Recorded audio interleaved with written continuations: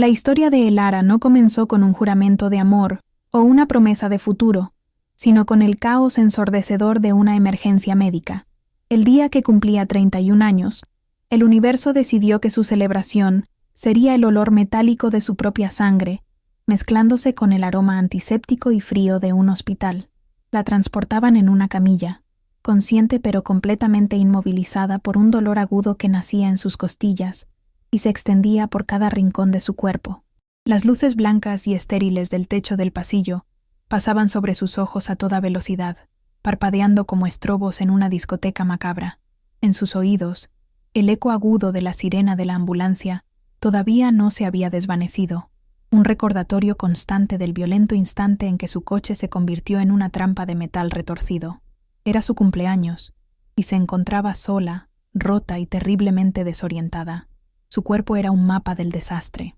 Sentía el filo de un hueso roto en su pierna izquierda con cada pequeño bache de la camilla, una agonía que le robaba el aliento y la anclaba a la cruda realidad de su vulnerabilidad. Los paramédicos hablaban con rapidez, usando términos que ella no entendía. Sus voces un murmullo lejano detrás del zumbido en su cabeza. Intentaba moverse, levantar una mano, algo para demostrar que tenía control, pero sus músculos se negaban a obedecer. Estaba atrapada, una espectadora impotente de su propia tragedia, mientras el dolor físico se convertía en el único lenguaje que su cerebro era capaz de procesar.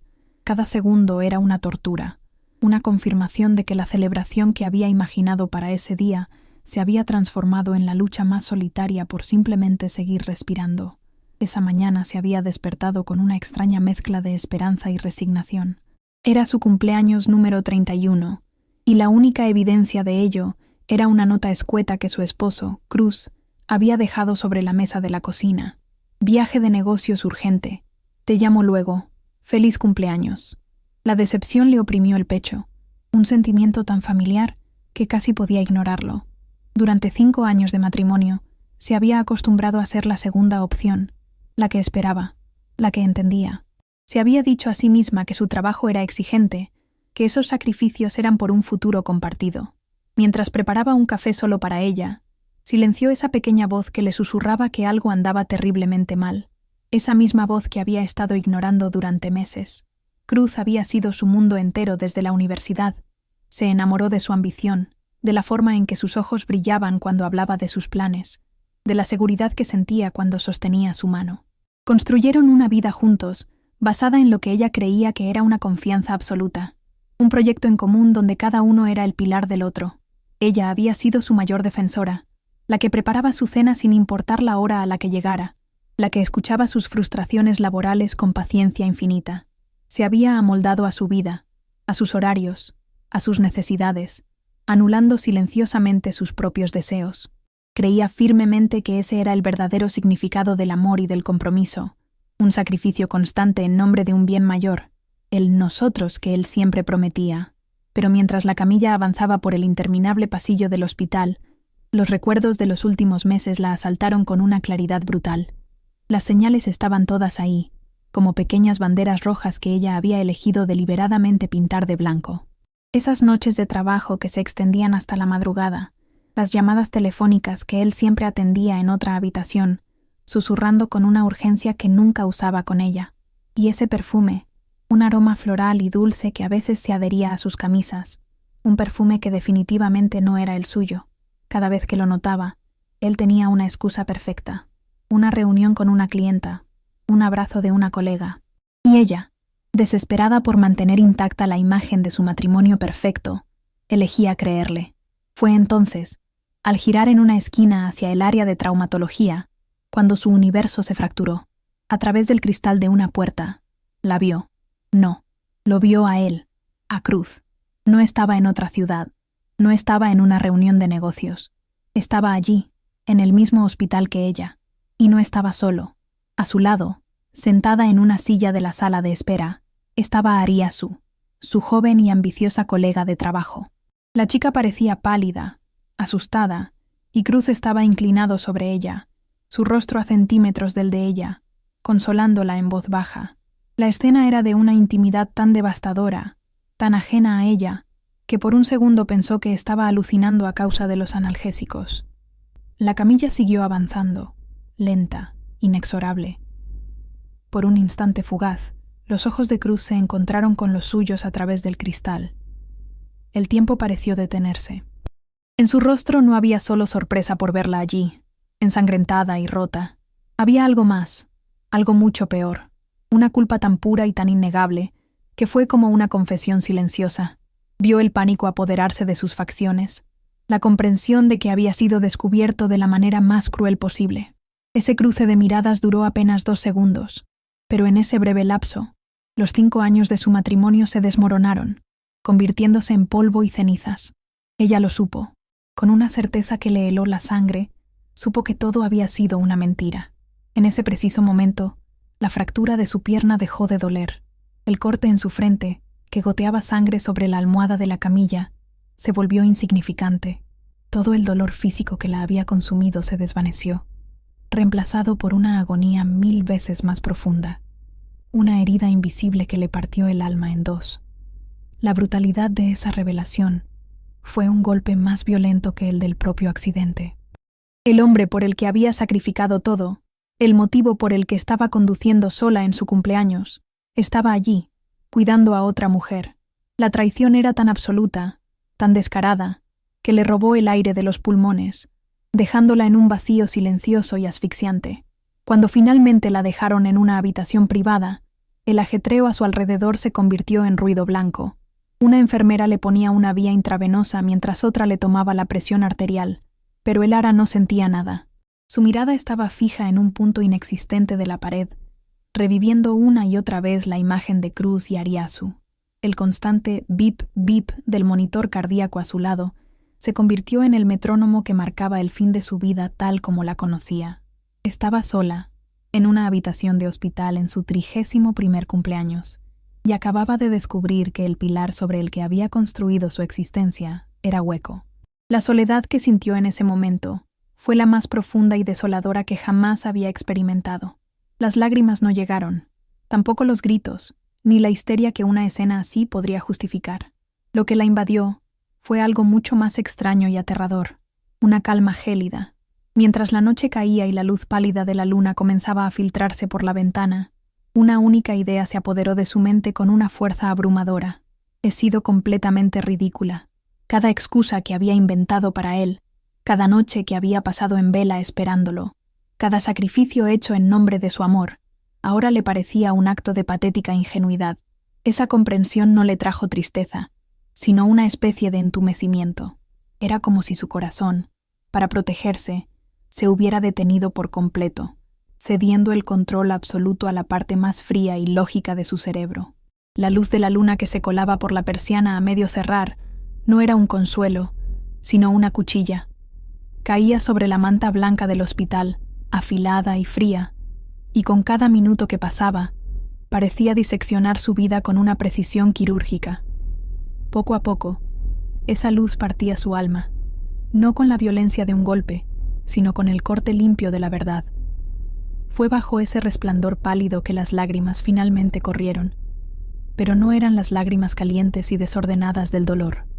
Eran silenciosas, frías, como gotas de rocío en una mañana de invierno.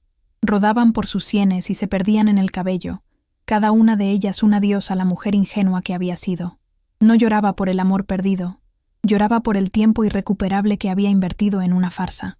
Su mente, liberada por fin de la niebla del sentimentalismo, comenzó a funcionar con una lógica implacable. Ya no era la esposa herida que se preguntaba ¿por qué?, sino la analista que buscaba entender el cómo.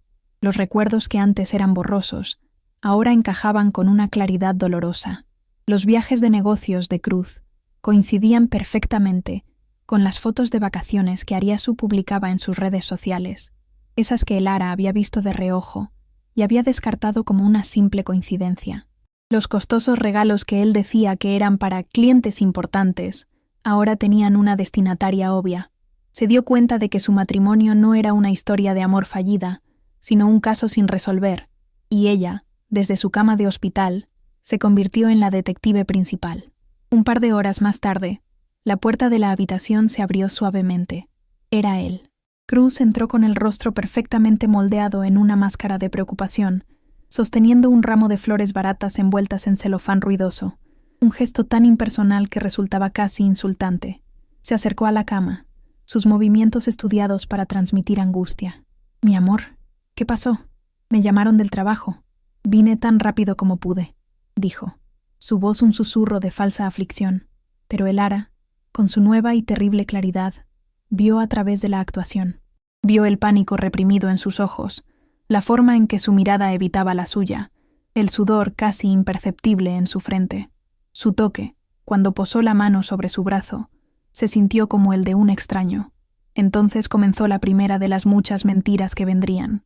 Le explicó su presencia en el hospital con una historia tan elaborada que solo podía ser falsa.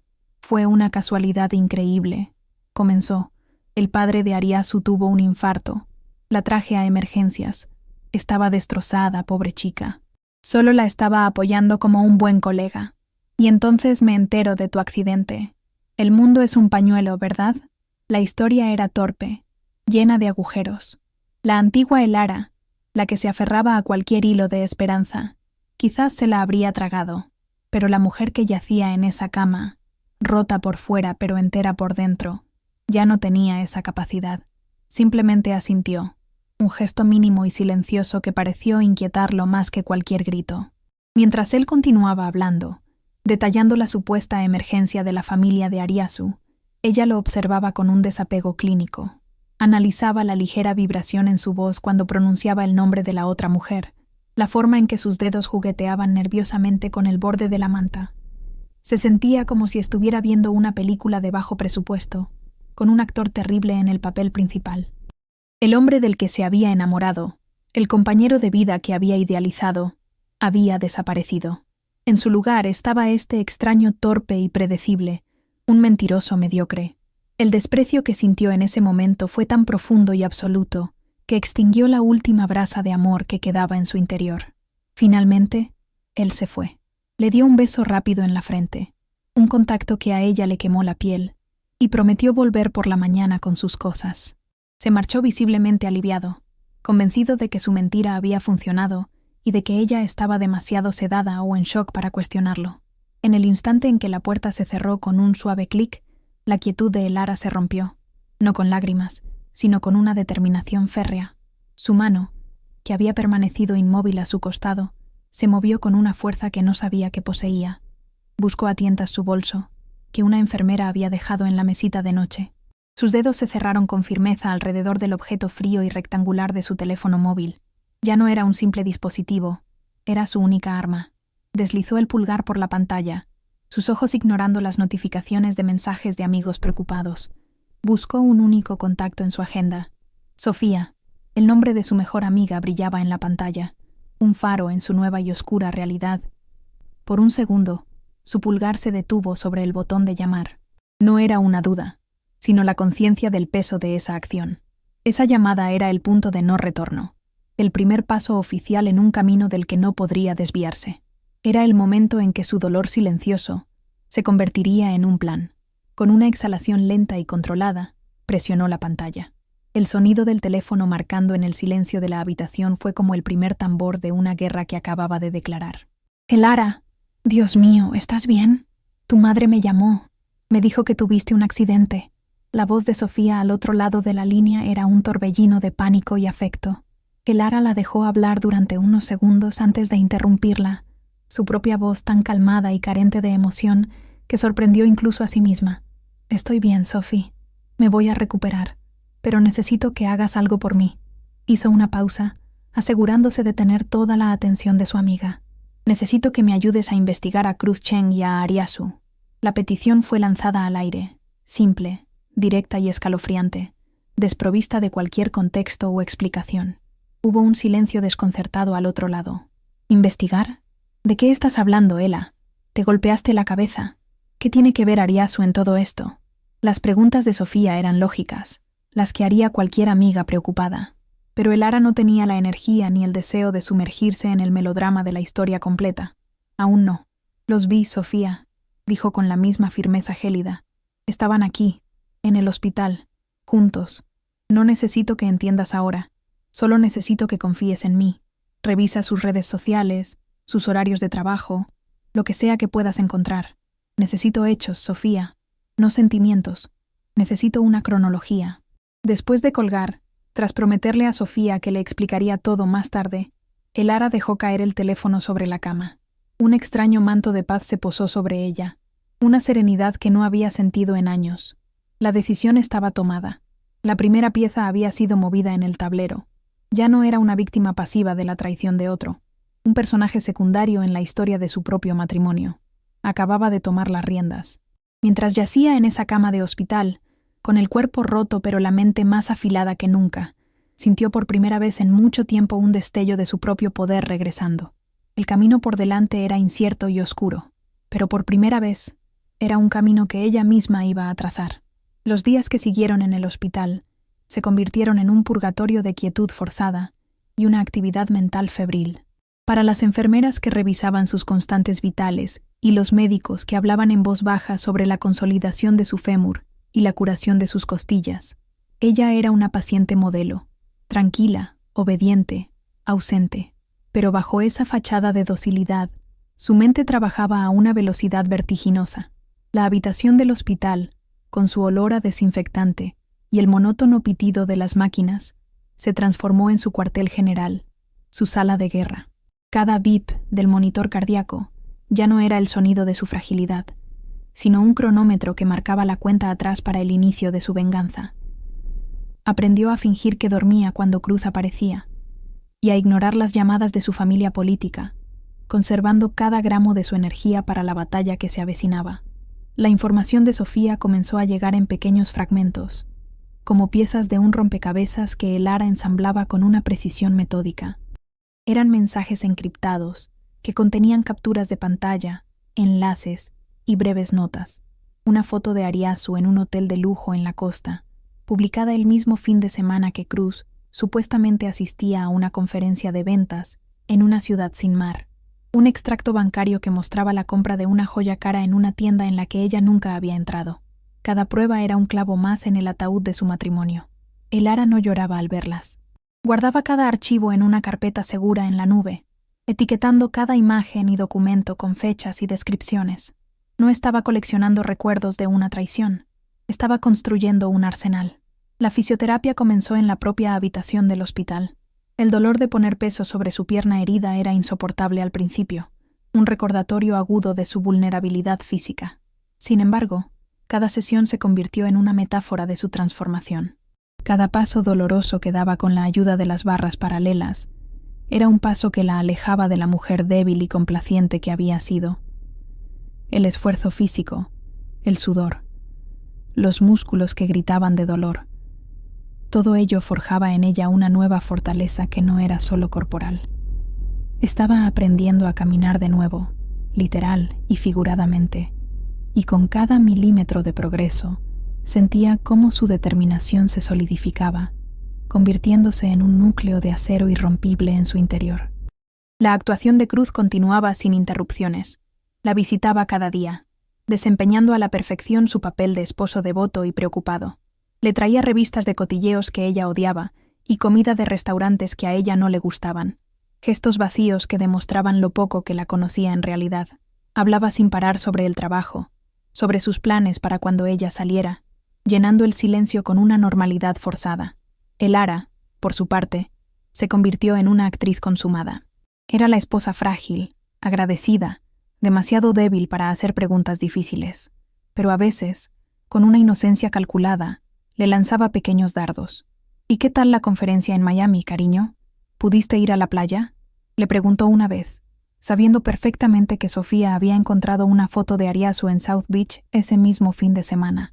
Ver el pánico momentáneo en sus ojos antes de que compusiera una mentira era un placer oscuro y retorcido.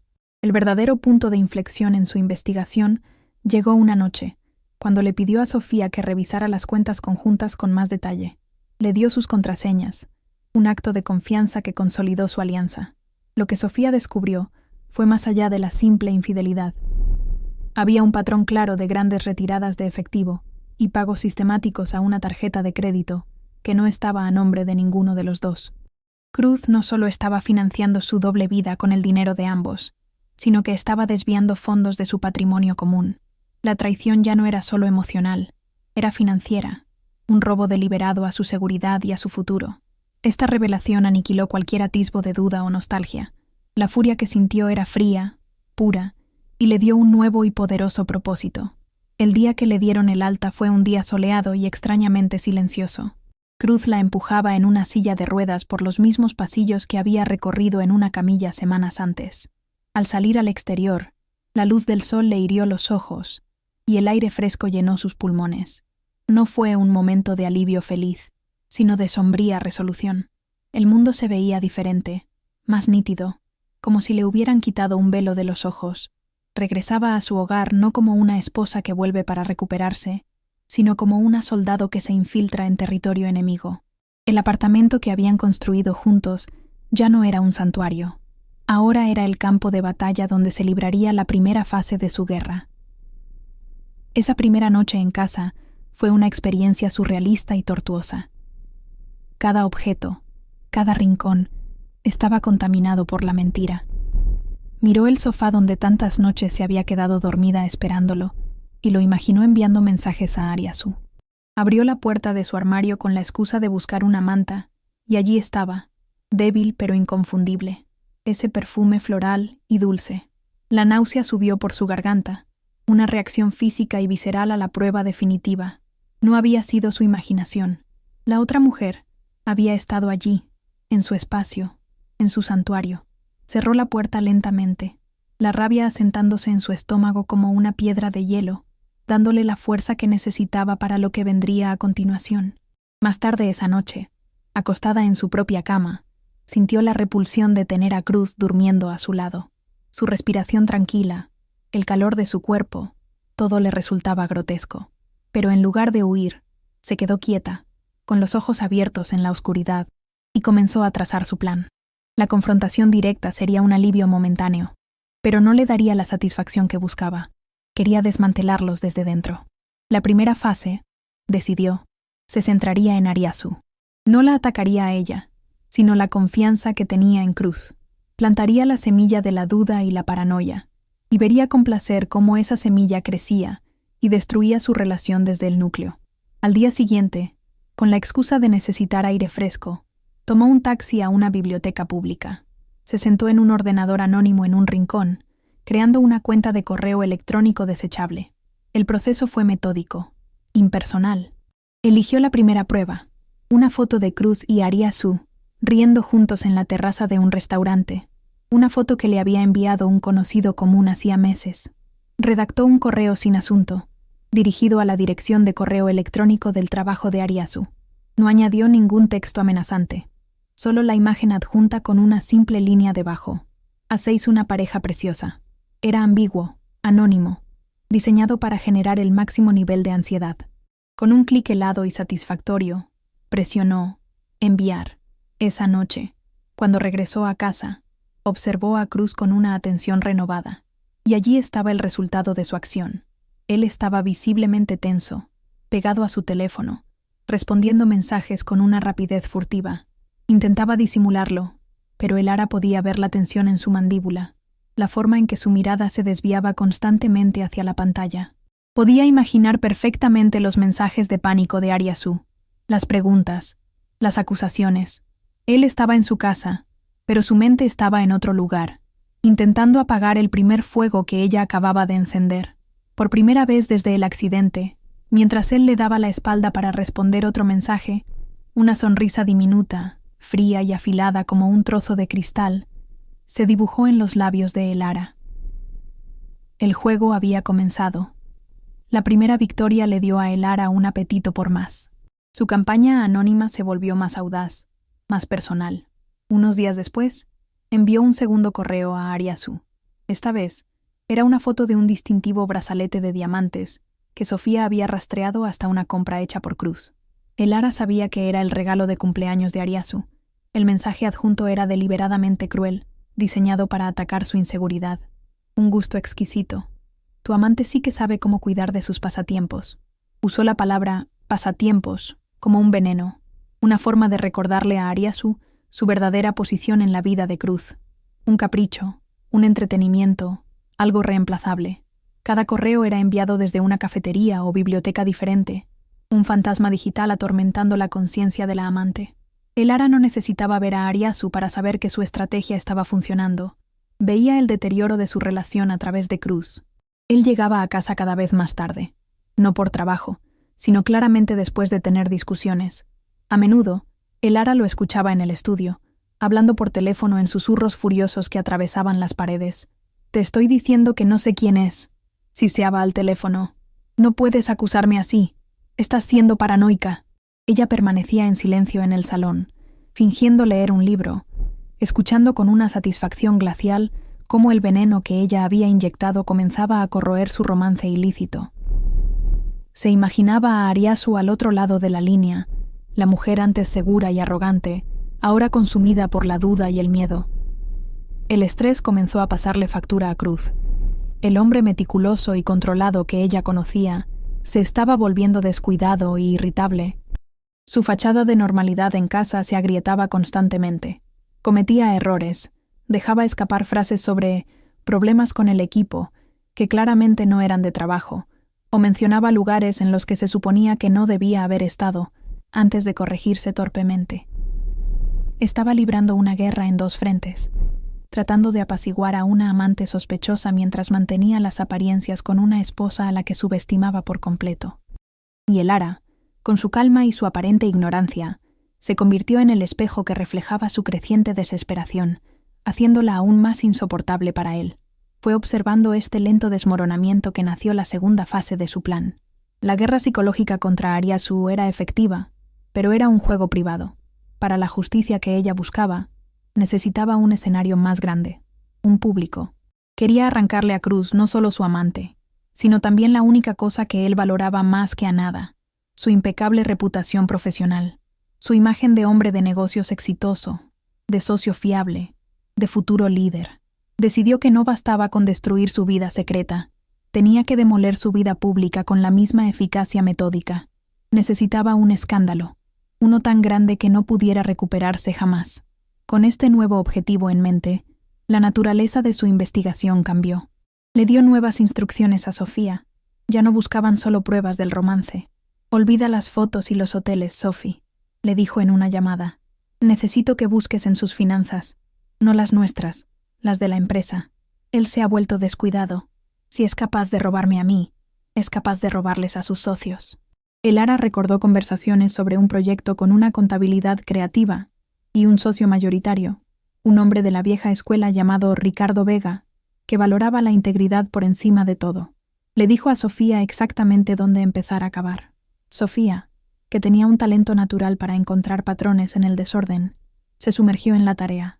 Fue más difícil que rastrear redes sociales, pero la arrogancia de Cruz le había hecho cometer errores. Había dejado un rastro digital, una puerta trasera en los servidores de la empresa que usaba para sus propias transacciones, y allí estaba. Sofía descubrió una serie de facturas infladas y transferencias a una empresa fantasma controlada por Cruz. Estaba desviando fondos de un proyecto importante, el mismo proyecto supervisado por Ricardo Vega, para financiar sus escapadas y regalos caros. Esta era el arma definitiva. La traición había escalado de un asunto del corazón a un delito grave. El juego acababa de volverse mucho más peligroso y mucho más satisfactorio. Con la prueba del desfalco en su poder, Elara comenzó a orquestar el acto final de la destrucción pública de Cruz. El escenario perfecto se presentó solo, la gala anual de beneficencia de la empresa, un evento de alto perfil al que asistiría toda la élite empresarial de la ciudad. Era la noche en que Cruz brillaba más. Para asegurarse de que la confrontación ocurriera, Elara envió un último correo anónimo a Ariasu. Era el más cruel de todos, una copia de la reserva de un viaje romántico a Italia que Cruz había planeado para él y Elara, para celebrar su aniversario, un viaje que él canceló en el último minuto alegando una crisis laboral. El mensaje era una sentencia. Él siempre vuelve a casa. Fuiste solo una distracción. Buena suerte. Elara sabía que esta última estocada empujaría a Ariasu al límite. Una mujer que se siente utilizada y que cree que está a punto de ser descartada es capaz de cualquier cosa. Ariasu no era estúpida. Sabía que la aparición de un acosador anónimo coincidía con el accidente de la esposa. Conectaría los puntos y concluiría que Cruz planeaba abandonarla para salvar su matrimonio. Su única opción, en su mente desesperada, sería forzar un escándalo, exponerlo todo para que él no pudiera escapar. Elara no solo estaba prediciendo el comportamiento de Ariazu, lo estaba provocando, utilizándola como el misil que ella misma había programado y dirigido. La noche de la gala, Elara fue la personificación de la elegancia y la superación. Llegó del brazo de Cruz, luciendo un vestido deslumbrante. Su cojera casi imperceptible. Era la imagen de la esposa leal y solidaria que había superado una tragedia. Cruz, por otro lado, era un manojo de nervios. Sonreía a las cámaras y saludaba a sus colegas, pero sus ojos no dejaban de moverse, escaneando a la multitud, esperando la catástrofe que sentía que se avecinaba. Elara, mientras tanto, estaba en una calma absoluta. Sostenía su copa de champán, conversaba amablemente con los socios de Cruz, incluido el serio Ricardo Vega, sintiéndose como una valquiria que acompañaba a un guerrero condenado a su gloriosa y última batalla. El momento llegó cuando Cruz estaba en el centro de un círculo de los inversores más importantes, presumiendo de los resultados del último trimestre. Fue entonces cuando Ariazu apareció, tal y como Elara había previsto. Entró en el salón de baile, con el maquillaje corrido por las lágrimas, su vestido de cóctel arrugado, una figura trágica y caótica en medio de tanto lujo ordenado. Caminó directamente hacia Cruz, sin mirar a nadie más, con el rostro desencajado por la furia y el dolor. Los murmullos se extendieron por la sala como una onda expansiva. La música pareció bajar de volumen. Todos se giraron para mirar. Elara, con una sincronización perfecta, dio un paso atrás, llevando una mano a su boca en un gesto de conmoción y sorpresa. El telón de su obra maestra estaba a punto de levantarse. Ariazu chegou a Cruz, e por um momento, o mundo inteiro pareceu conter a respiração. Ela não falou, ela gritou. Som agudo e cheio de dor que cortou a música ambiente e as conversas educadas. Mentiroso! A palavra ecoou pelo salão, carregada de uma angústia que fez todos se encolherem. Me dijiste que lá ibas a dejar, me juraste que era eu. Ela o empurrou com força, as lágrimas escorrendo por seu rosto, arruinando sua maquiagem e revelando a face crua de sua humilhação. Cruz, o homem sempre no controle, estava paralisado, seu rosto passando do bronzeado confiante para uma palidez mortal. Sua reputação, construída ao longo de anos de trabalho meticuloso, estava sendo demolida em segundos, em público, da maneira mais feia possível. Instantaneamente, todos os olhares se voltaram para Elara, e ela lhes deu exatamente o que esperavam ver. Deixou que a fragilidade tomasse conta de suas feições, que seus olhos se enchessem de uma dor imensa e silenciosa. Uma única lágrima, perfeitamente cronometrada, rolou por sua bochecha. Ela olhou para o marido, não com raiva, o que seria esperado, mas com uma expressão de desilusão tão profunda e desoladora que era 1000 vezes mais condenatória. Não disse uma palavra. Deixou que seu sofrimento digno e silencioso pintasse o quadro completo, garantindo a simpatia de cada persona naquela sala. Ricardo Vega, o sócio mais velho e respeitado, aproximou-se dela e, com um olhar de puro desprezo para Cruz, colocou uma mão reconfortante em seu ombro. Cruz tentou desesperadamente recuperar o controle da situação. Gaguejou, tentando dispensar Ariazu como uma funcionária instável e obcecada, que não tinha lidado bem com uma avaliação de desempenho negativa. Segurança! Gritou ele, sua voz um tom acima do normal, beirando o pânico. Por favor, escoltem esta mulher para fora. Mas era tarde demais. A semente da dúvida já havia sido plantada na mente de todos. Suas negações soavam fracas e patéticas diante da crueza das acusações de Ariazu e, mais importante, da performance silenciosa e devastadoramente eficaz de Elara. Ele não parecia um líder traído por uma subordinada. Parecia um rato encurralado em sua própria armadilha. A viagem de carro para casa foi realizada em um silêncio sufocante. A máscara de Cruz havia caído completamente. Ele não era mais o marido preocupado nem o empresário sofisticado. Era um homem em pânico, fervendo de raiva. Agarrou o volante com tanta força que seus nós dos dedos ficaram brancos. Ele queria gritar com ela, culpá-la, culpar o mundo, mas o silêncio dela o desarmava. Elara simplesmente olhava pela janela, para as luzes da cidade passando, seu perfil calmo e impassível. A ausência de histeria, de lágrimas, de recriminações, era a coisa mais aterrorizante que ele já havia enfrentado. Deixou-o sozinho com sua ruína, e a compostura dela era a confissão silenciosa de que aquilo era exatamente o que ela queria. De volta ao apartamento, a barragem finalmente se rompeu. Ele a confrontou, sua voz rouca de fúria. «Tu lo sabias!» Ele cuspiu as palavras. «Tu planeaste todo esto, verdad? La humillación, la gente mirando». Ele finalmente havia entendido que ela não era uma espectadora, mas a diretora da peça. Elara, pela primeira vez em meses, deixou sua própria máscara cair. Ela se virou para encará-lo, e a fragilidade em seus olhos foi substituída por um frio cortante como o gelo. «Eu soube no dia do acidente, Cruz», disse ela, sua voz nivelada sem emoção. «Eu vi você, no hospital, com ela, enquanto eu sangrava em uma maca». A revelação o atingiu como um soco no estômago, tirando todo o ar de seus pulmões. Enquanto ele a olhava, atordoado pela enormidade do que ela acabara de dizer, ela caminhou calmamente até um pequeno escritório que raramente usava. Voltou com uma pasta de couro na mão. Sem uma palavra, ela a colocou sobre a mesa de centro entre eles. Eram os papéis do divórcio, já redigidos por um advogado, aguardando apenas as assinaturas. «Eu quero o divórcio», afirmou ela, cada palavra precisa e final. «E quero que você saia da minha casa, esta noite». Ele a olhou confuso por um segundo, antes de lembrar que o apartamento, por insistência do pai dela na época, estava apenas no nome de Elara. O poder na sala havia mudado de mãos de forma completa e irrevogável. Na manhã seguinte, enquanto um Cruz derrotado e humilhado terminava de fazer as malas, Elara executou o golpe de misericórdia. Ela havia preparado o pacote na noite anterior. Todas as provas financeiras que Sofia havia encontrado, as faturas falsas, os extratos das transferências para a empresa fantasma, a trilha de papel que levava diretamente a ele, estavam organizadas em um dossiê impecável. Colocou tudo em um envelope pardo, sem remetente. Usando um serviço de mensageiro seguro, enviou o pacote para o escritório particular de Ricardo Vega. Apenas uma nota adesiva na frente. Para sua consideração. O que Cruz Cheng faz com o dinheiro dos investidores? Ela não teve que esperar muito. Em menos de 48 horas, a notícia se espalhou pelos círculos financeiros como um incêndio.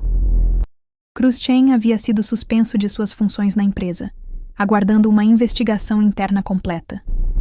O escândalo da Gala, que poderia ter sido esquecido como um caso de infidelidade, foi subitamente recontextualizado. Agora parecia um sintoma de um problema muito mais profundo de caráter e ética. Seus sócios, liderados por um Vega furioso e traído, estavam agindo rapidamente para se distanciarem dele. Sua carreira, o trabalho de sua vida, estava efetivamente terminada. Elara leu a notícia em seu tablet, tomando seu café da manhã em silêncio. A conclusão final era inevitável. A investigação interna, confrontada com as provas irrefutáveis do desfalque, rapidamente se tornou um assunto criminal. Os advogados da empresa entregaram tudo às autoridades para se protegerem.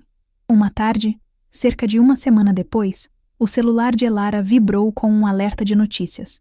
Empresário Cruz Cheng preso em seu escritório por acusações de fraude e desfalque. A breve notícia mencionava que sua cúmplice, Área Azul, também estava sendo investigada, já que muitos dos fundos desviados haviam terminado em sua conta bancária. A ganância e a mentira que os uniram se tornaram as correntes que os arrastariam para o fundo juntos.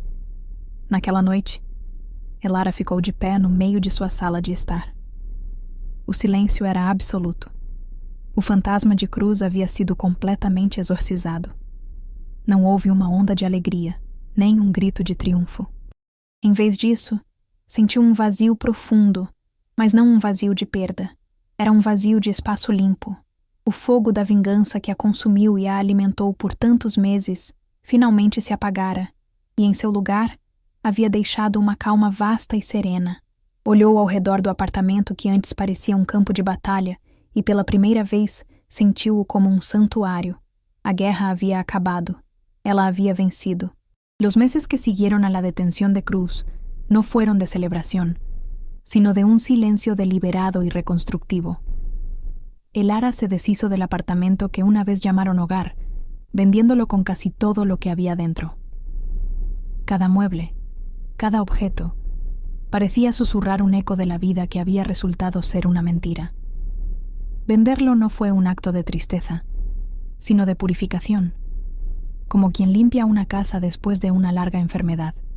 Se mudó a un lugar más pequeño, un apartamento en un piso alto con ventanas enormes que inundaban cada rincón de luz. Este nuevo espacio era un lienzo en blanco, y ella lo llenó lentamente con cosas que le traían una alegría tranquila. Libros que siempre había querido leer, plantas de hojas verdes y vibrantes, y el aroma constante a café recién hecho. En este nuevo santuario, el Ara comenzó el lento proceso de redescubrirse. Se dio cuenta de que muchos de sus gustos y aficiones habían sido moldeados para adaptarse a Cruz. Así que empezó de cero. Se inscribió en un curso de cerámica, encontrando una satisfacción primaria en el acto de moldear el barro con sus propias manos, creando algo nuevo y tangible a partir de un trozo de tierra informe. Emprendió viajes cortos y en solitario a pueblos cercanos, sin más plan que caminar por calles desconocidas y sentarse en plazas a observar a la gente. No buscaba un nuevo amor ni aventuras frenéticas.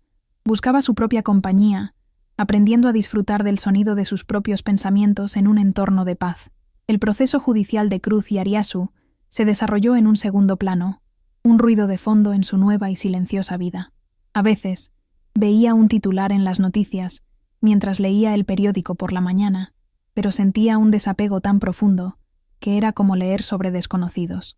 Los nombres Cruz Chen y Ariasu ya no provocaban ninguna chispa de emoción en su pecho, ni ira, ni dolor, ni siquiera curiosidad. Eran simplemente nombres asociados a un capítulo de su vida, que ya había cerrado y guardado en la estantería más alta y polvorienta de su memoria. Su historia ya no era la suya, y el destino de ellos le era completamente indiferente. Y entonces, una mañana soleada de primavera, meses después de la detención, llegó el epílogo. El Ara estaba sentada en la terraza de una cafetería nueva en un barrio que apenas conocía. El sol de la mañana le calentaba el rostro, una caricia agradable y suave. El aire olía a granos de café tostado y a pan recién horneado. A su alrededor, el mundo se movía con una calma perezosa. Parejas conversando en voz baja, estudiantes con sus portátiles, el sonido de las tazas de porcelana chocando suavemente. Era una escena de una normalidad tan pacífica que por un momento se maravilló de poder formar parte de ella, de sentirse tan profundamente en calma. Mientras sorbía su café, hojeaba las noticias en su tableta sin mucho interés, y entonces vio el titular.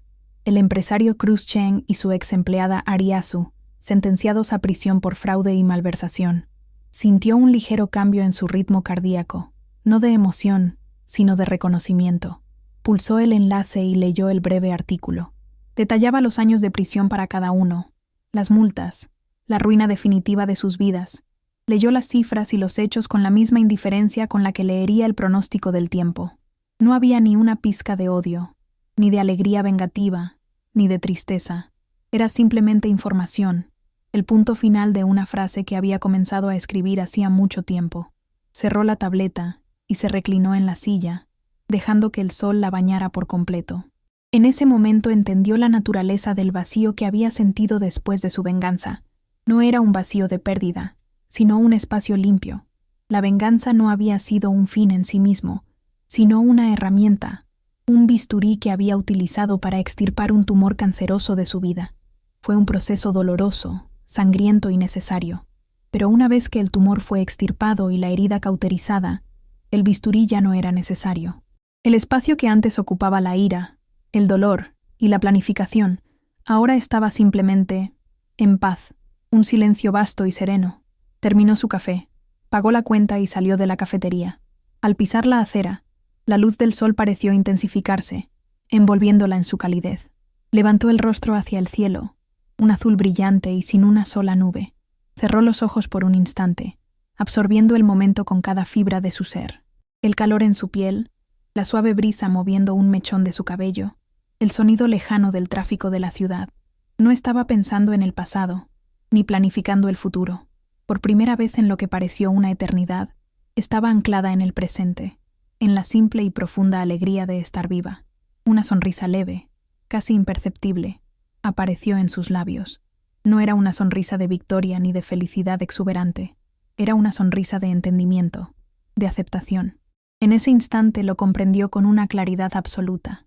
El accidente de coche, ese día terrible que casi le quita la vida, en realidad se la había devuelto.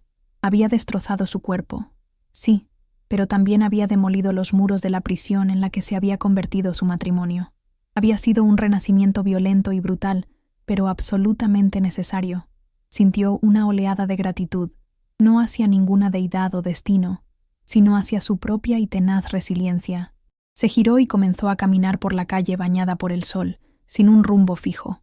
Sus pasos eran ligeros, seguros. Ya no era la esposa de Cruz, ni la víctima de una traición, ni la fría estratega de una venganza. Esas eran pieles que ya había mudado y dejado atrás. Ahora era simplemente Elara, una mujer caminando sola bajo el sol, en paz consigo misma, dueña absoluta de su propio destino. Una mujer que, por primera vez en su vida adulta, estaba completa por sí sola, lista para vivir, por fin, enteramente para sí misma.